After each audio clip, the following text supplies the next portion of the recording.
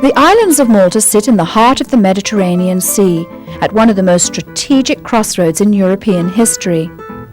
Around 1400 BC, Phoenicians from the Near and Middle East began plying their trade throughout the Mediterranean. They were exporting cloth, jewellery and timber, and were in pursuit of copper and tin.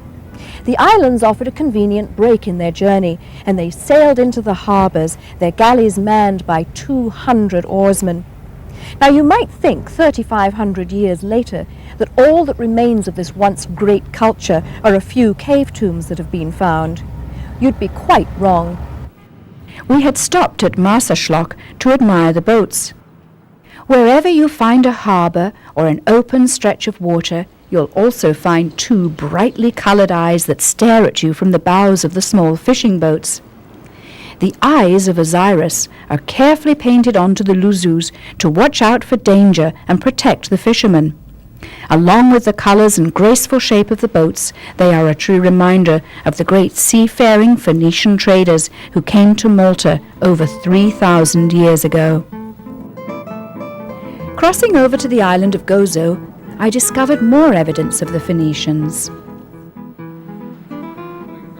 They had exported glass and developed great skill in making beads and ornamental objects, a technique acquired from Egypt and Mesopotamia.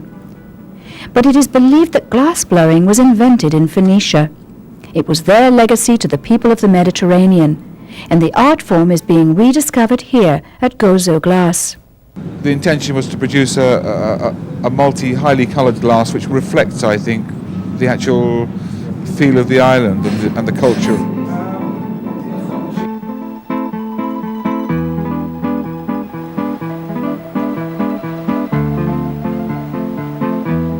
The process we use is in fact 2,000 years old or more. It's the same system as was used by the Romans and the Greeks and various other peoples in the Mediterranean. The glass we make is a high quality crystal which we get from Holland, and we get it in pellet form. That's melted at about 1200 degrees in our furnace here. It's worked by hand, as you can see, and it's totally a handcrafted product, and the principles are not changed at all. They were made on an iron and gathered onto a hollow iron and blown, basically. That's how all this glass was made. But obviously today we have the advantages of having better fuels and easier processes and more technology as far as heating is concerned. Perhaps their greatest contribution to human arts and civilization was the Phoenician method of writing.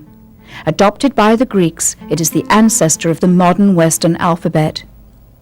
2 marble candelabras found on Malta had inscriptions in both Greek and Phoenician and were the key to deciphering the Phoenician language, just as the Rosetta Stone unlocked the secrets of the hieroglyphics. For more information, visit our website on topoftheworld.net.